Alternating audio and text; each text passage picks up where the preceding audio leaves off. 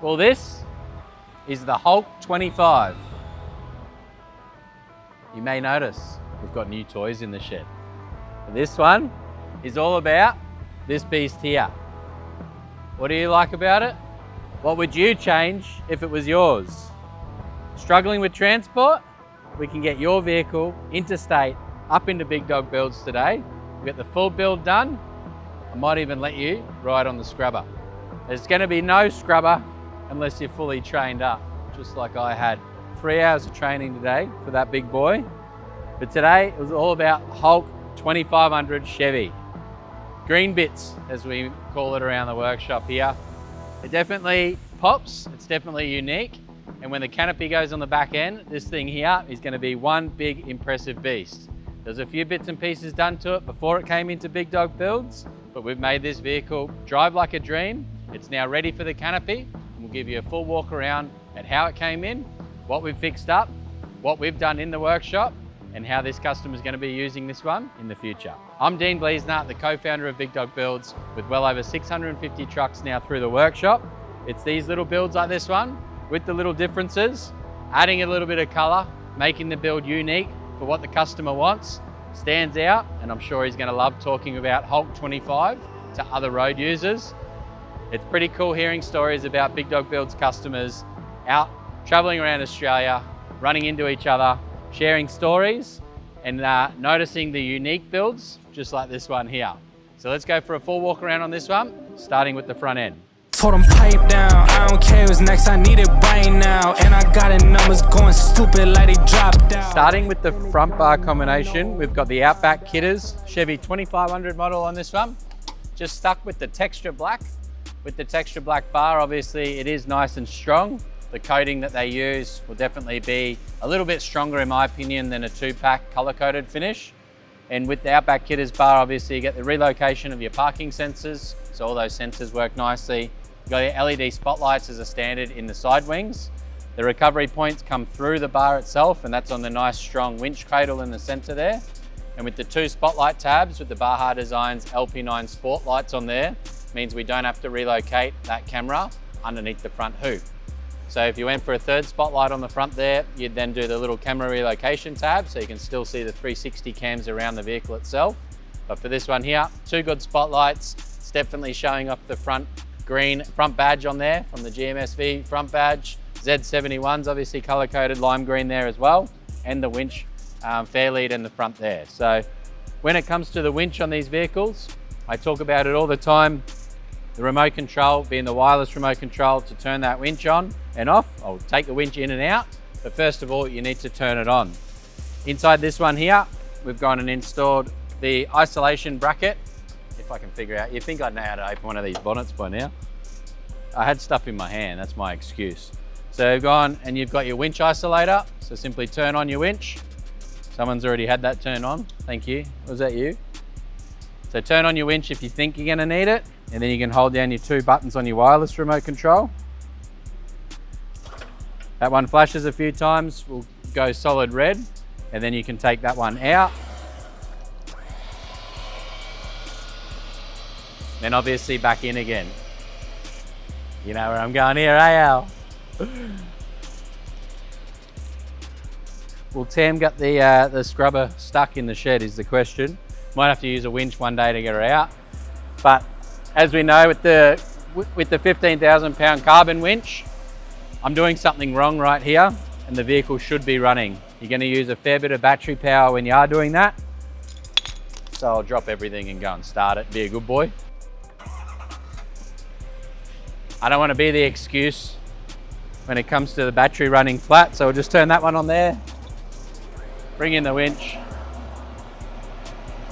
First few times you use these ones here, it's good to put a little bit of weight and run it back in with the winch rope. And as you get close, just be careful because that one can grab the finger and it wouldn't be very nice. That one's all solid up there. If you leave the winch remote control, that one will turn off after a couple minutes. And I always tell people to pop out the back there and get a few spare batteries because you don't want to have that one run flat. If you do have that one run flat though, you've got your backup remote control. And I always talk about not being able to get into the bar, into the factory position on the winch itself. So you got your extension plug. We run that extension plug up into the engine bay. That one's right next to the isolator switch. Simply plug that one in, turn that one, and that one will be ready to go. So same thing.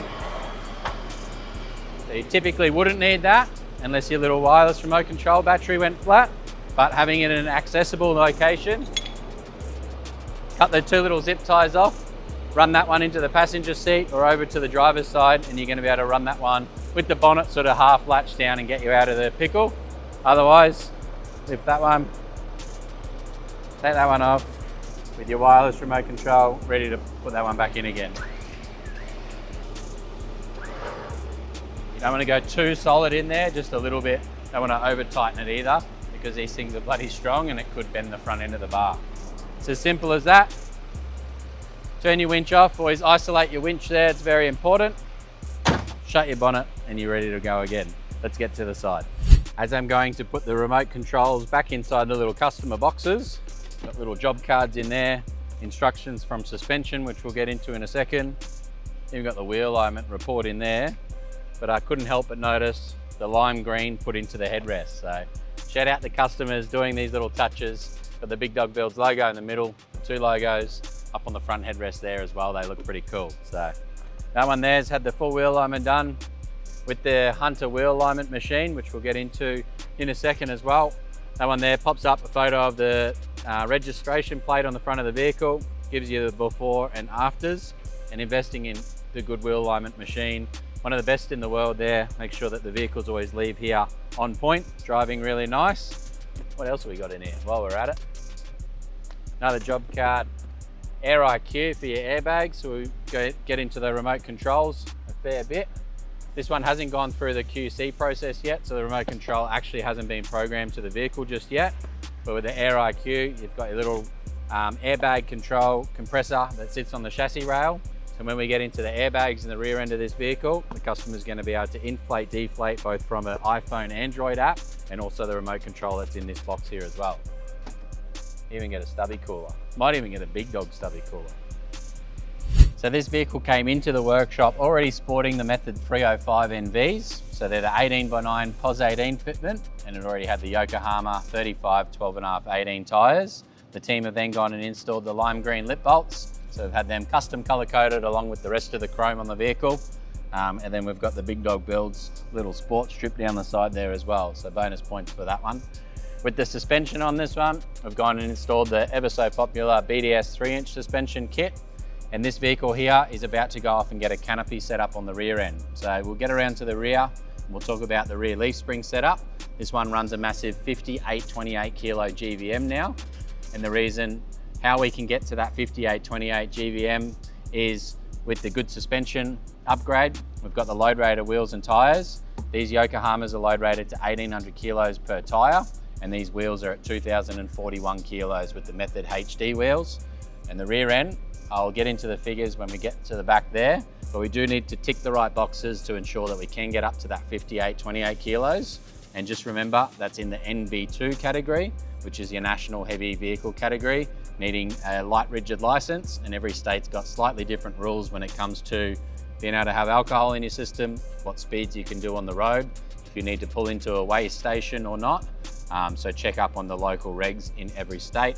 But for this one here, it's come up from New South Wales. The vehicle is already in the NV2 category, I believe, and that customer just needs to take the engineering paperwork back into Transport New South Wales. The Transport New South Wales will do an admin update and the vehicle will go from 5148 kilo standard GVM, how they roll out a GMSV, up to the massive 5828. So it's going to give you well over 2.1 tonne of payload off a tear weight vehicle, stock weight vehicle. And obviously once you put the canopy on the back, you've got the build itself on the vehicle. And then if you're going a boat on the roof of the canopy or a big decent caravan or boat off the back end there as well, having all of those extra kilos in the payload is definitely needed. And as we know with these Chevy 2500s, having just under 12.5 tonne GCM, you're not going to go over that combined mass between the vehicle. Even with a big touring setup and the trailer at 4.5 tonne, you're still going to have plenty of room to play with there as well. Okay, I know I'm here to stay. win, so I can't play it safe. Before we get into the suspension setup at the rear end and how we utilize the whole engineering plate itself post-rego, we got the UHF bracket on the bonnet there with the GME XRS 370 combo pack. That one there's a popular unit, and on the sides we've got the Amp Research XL side steps. The beauty with these side steps, you do have that extra sill, so it will stop a little bit of stuff flicking up the sides of the vehicle. You got the little LED lights underneath the steps themselves, and those ones tuck up nice and neatly, well out of the way. So I don't think you're going to have any dramas with bellying out on anything. It will actually hit on the something else under there before it hits on the side step. And I can testify, I've got the side steps on my Chevy ZR2, and I smacked them good and proper on the weekend on a rock when I went camping, and I can confirm it's still working perfectly. So I was pretty impressed. I did jump out and have a look, so I can testify that the strength of the Amp Research side steps are on point. The vehicle already came in with the Rhino roof rack up on top. The team have actually just moved that roof rack forward a little bit. It is getting a canopy on the rear end, so we don't exactly know where that canopy is going to line up. The customer can then just move it back a little bit to suit. We've also gone and installed the Gorilla Mount Starlink kit on the Rhino rack. So as we know, with the Big Dog Builds accessory rack, we've got a custom mount for the Gorilla Mount to go up there. But with this one here, the Gorilla Mount can bolt straight to the Rhino rack, which is nice and simple. So even if you don't have one of these trucks, that's the mount to get to bolt straight on the roof rack. Makes it nice and easy. The team there can also supply a step-up little wiring conversion kit, but we've done the custom Big Dog Builds one in-house, and this customer's ready to stay connected while he does go out and travel around Australia. When it comes to the rear of the vehicle, as we discussed, there is a dent in the back of this one. I was a little bit worried when I walked in one day and saw that, so I wanted to make sure that it wasn't done in a car park out the front or anything silly, but this one is going in to get a canopy straight from here. We've also gone and installed the long range fuel tank, so it's got the 210 litre Titan OEM replacement fuel tank, and that doesn't interfere with the spare wheel location at all. The full size 35, 12.5, 18 Yokohama spare tyre is tucked up nice and neatly underneath. We've then gone and done the leaf spring reset and upgrade, so that's added an extra blade to the factory leaf pack. It's also had a reset done, so the rear end is setting up that little bit too high at the moment. As soon as that weight of the canopy goes on, it'll drive mint. In the rear end as well, the team have also installed the triple bellow Boss airbags, and that's what kit we use for the 3-inch BDS suspension kits in these Chevys. You can either inflate these airbags manually with the 2 little Schrader valves at the back, or if, as we discussed inside the cab as well, you have the Air IQ system. That Air IQ system gives you the remote control, if not iPhone, Android app, and you can easily inflate, deflate those airbags from inside the front. This one already came in with Anderson plugs and a safety Dave setup, but obviously we do those things in-house as well. 50 amp grey Anderson plug, so it's going to charge your caravan. Popular setup now for the back end of the vehicles is stepping up to 120 amp Anderson plug with a slightly bigger cable for some of the newer caravan battery systems that are out there. They're needing to pull that little bit more than the 50 amps, which is maxed through this plug, and we can step up those ones now. So if you want to future-proof your setup, we can go straight to the bigger setup now and do a little adapter from a 120 amp plug down to a 50 amp plug. That's going to suit your van currently, and if you're looking to step up in the future, check with the new caravan manufacturers out there. I believe some of the titanium ones with the big Victron setups are stepping up. So we're up to market as well. We've got kits to suit whatever setup your van needs. If it needs the red Anderson plug, some vans need them, some vans don't. I still think it's a really safe and practical thing to install at the back of the vehicle. It's a direct feed to the front battery. If you do need to trickle charge your front battery up, you can do it through the Anderson plug. If you've got a regulated solar blanket as well, you can plug into the red Anderson plug. Keep those batteries under the bonnet topped up, but obviously we can do solar panels up on top of the Big Dog rack. Keep those batteries up the front nice and topped up, and whatever battery setup you get inside the canopy, usually you do solar on top, and we can also do the under seat battery setup from Big Dog Builds under the back seat as well. Solar panels can run through that as well. So that's Hulk 25. Is the lime green for you? I'm keen to hear feedback in the comments below. Orange Max Tracks up on the roof rack. They stood out from the start. Many came running over when we started the video. He goes, this thing needs green Max Tracks up on top. So do you like the orange with the green? Would you go all green? Would you go more green than this? I'm keen to hear your feedback. Like I said before, if you like these videos, guys, check these two out. These two below, some of my favorite as well.